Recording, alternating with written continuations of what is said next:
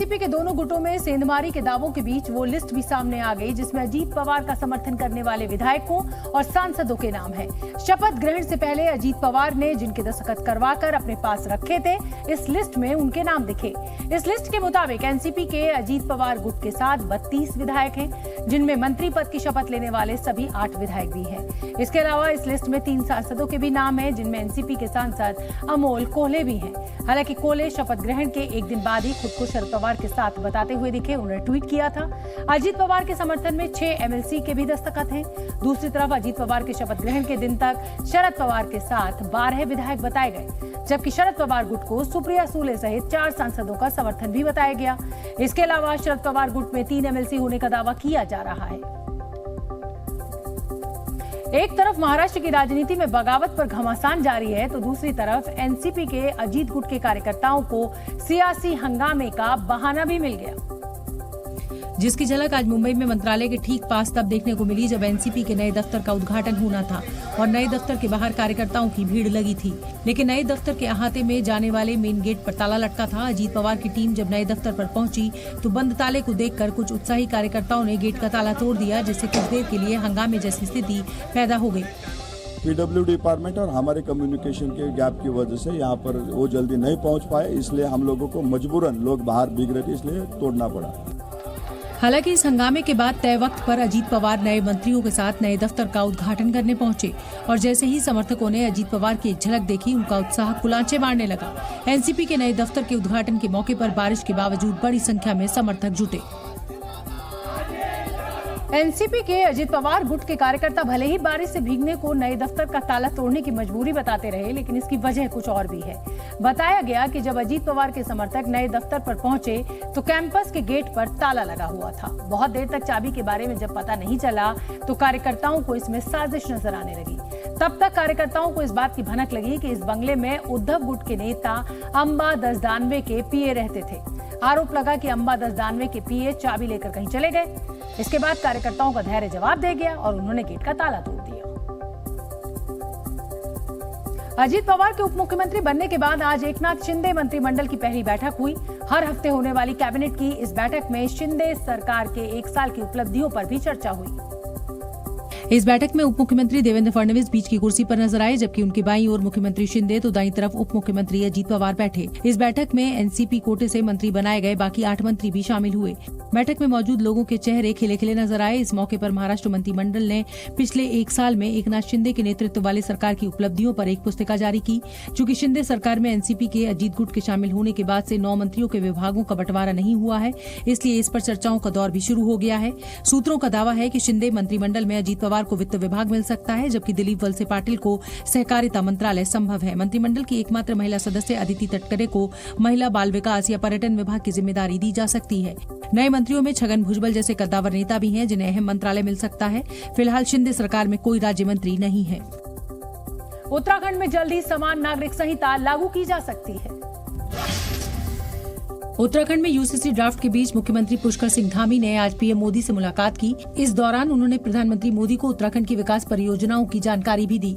राजनीतिक समीकरण में मुख्यमंत्री धामी और पीएम की लगातार हो रही मुलाकातें अहम मानी जा रही हैं। हम बहुत देर भी नहीं करेंगे और जल्दबाजी में जो है ऐसा काम भी नहीं होगा कि जो है कि कोई ऊपर का नीचे हो जाए। फेमा केस में पूछताछ के लिए अनिल अंबानी की पत्नी टीना अंबानी मुंबई में ईडी के दफ्तर पहुंची। कल अनिल अंबानी से ईडी ने 8 घंटे तक पूछताछ की। विदेशी मुद्रा कानून के उल्लंघन के मामले में ये जांच की जा रही है। मणिपुर की सरकार ने कल से फिर से स्कूलों को खोलने का फैसला किया है। साथ ही कड़े पहरे के बीच खेती किसानों के काम शुरू किए जाएंगे। मैतेई और कुकी समुदाय के किसानों को सुरक्षा देने के लिए अतिरिक्त सुरक्षा बल तैनात किया गया है। यहाँ पर आपको सड़कों पर वाहन चलाने की जगह नाव चलानी पड़ती है। थोड़ी सी बारिश होती नहीं है कि अब आप एक गाड़ी के साथ साथ एक नाव भी खरीद लीजिए। शर्मनाक ये तस्वीरें। ड्रेनेज व्यवस्था क्या है, ड्रेनेज सिस्टम क्या है हमारे बड़े बड़े मेट्रो सिटीज का, बड़े बड़े शहरों का, उसकी कहानी बयान करती हुई ये तस्वीरें।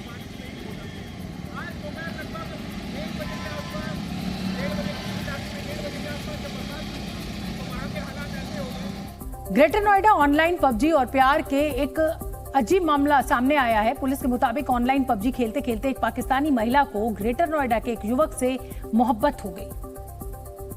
और वो महिला अपने प्रेमी से मिलने के लिए अपने 4 बच्चों को लेकर पाकिस्तान से भारत आ गई। बताया जा रहा है कि 22 साल के सचिन और 27 साल की पाकिस्तानी महिला सीमा गुलाम हैदर की मुलाकात ऑनलाइन पबजी गेम खेलने के दौरान हुई थी। अब लोकल पुलिस के साथ साथ केंद्रीय जांच एजेंसियां भी इस पाकिस्तानी महिला से पूछताछ कर ये पता लगाने में जुटी है कि वाकई इस महिला ने अपने सच्चे प्यार को पाने के लिए अपने 4 मासूम बच्चों के साथ भारत आ गई। इसके बाद सचिन और सीमा अक्सर एक दूसरे से मोबाइल पर बात करने लगे। दोनों कई बार नेपाल की राजधानी काठमांडू में एक दूसरे से मिले। 13 मई को सीमा अपने 4 बच्चों के साथ नेपाल के रास्ते अवैध तरीके से भारत आ गई और ग्रेटर नोएडा में अपने प्रेमी सचिन के साथ रहने लगी। पबजी के माध्यम से सचिन पुत्र नेत्रपाल निवासी रघुपुरा के संपर्क में आई थी और उसी के साथ रहने के लिए नेपाल के जरिए भारत आई थी। सचिन करीब 2 महीने से सीमा और उसके 4 बच्चों के साथ ग्रेटर नोएडा के रबुपुरा इलाके में किराए के एक मकान में रह रहा था। ग्रेटर नोएडा ऑनलाइन पबजी और प्यार का जो एक अजीब मामला सामने आया वो हमने आपको दिखाया। पुलिस के मुताबिक ऑनलाइन पबजी खेलते खेलते ये पाकिस्तानी महिला जो है ये भारत पहुंच गई।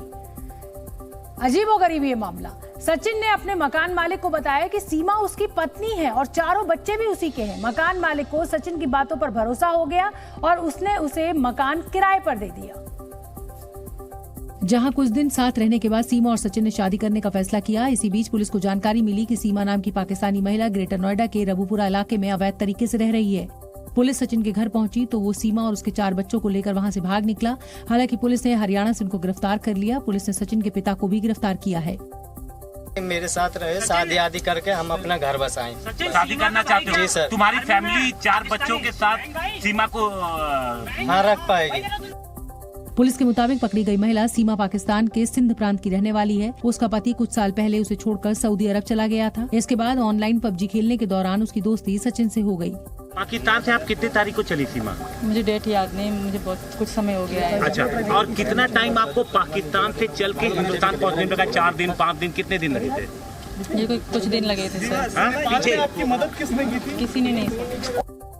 सीमा का कहना है कि सचिन से मिलने के लिए उसने अपनी सारी जमीन 12 लाख रुपए में बेच दी और 4 बच्चों के साथ भारत चली आई। चीन के कई इलाकों में भारी बारिश ने कोहराम मचा रखा है। भारी बारिश ने दक्षिण पश्चिमी चीन के कई इलाकों में बाढ़ के हालात पैदा कर दिए हैं। चीन के सिचुआन प्रांत में घर, मकान, गाड़ियां पानी में डूब गई हैं। राहत और बचाव टीम सैलाब के बीच फंसे हुए लोगों को रेस्क्यू करने में जुटी है।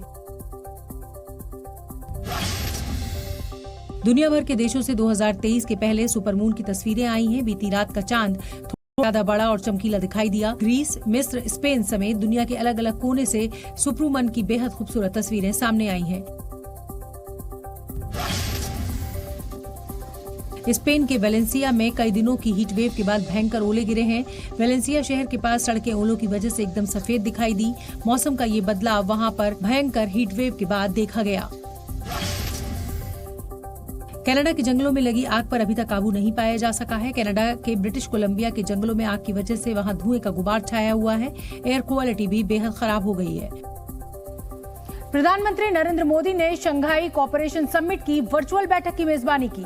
इसमें पाकिस्तान के प्रधानमंत्री शहबाज शरीफ, चीन के राष्ट्रपति शी जिनपिंग और रूस के राष्ट्रपति व्लादिमीर पुतिन भी शामिल हुए।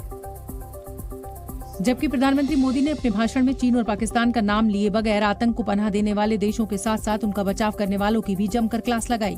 आतंकवाद क्षेत्रीय एवं वैश्विक शांति के लिए प्रमुख खतरा बना हुआ है। हम चुनौती से निपटने के लिए निर्णायक कार्रवाई आवश्यक है।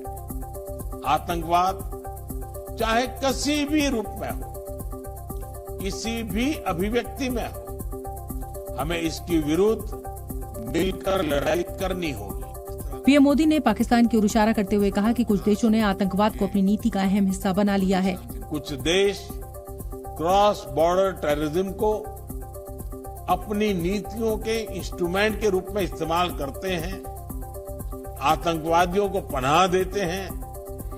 एससीओ को ऐसे देशों की आलोचना में कोई संकोच नहीं करना चाहिए। वहीं साल 2001 में बने एससीओ को पीएम मोदी ने परिवार का हिस्सा बताया। इस क्षेत्र को एक्सटेंडेड नेबरहुड ही नहीं, एक्सटेंडेड फैमिली की तरह देखते हैं।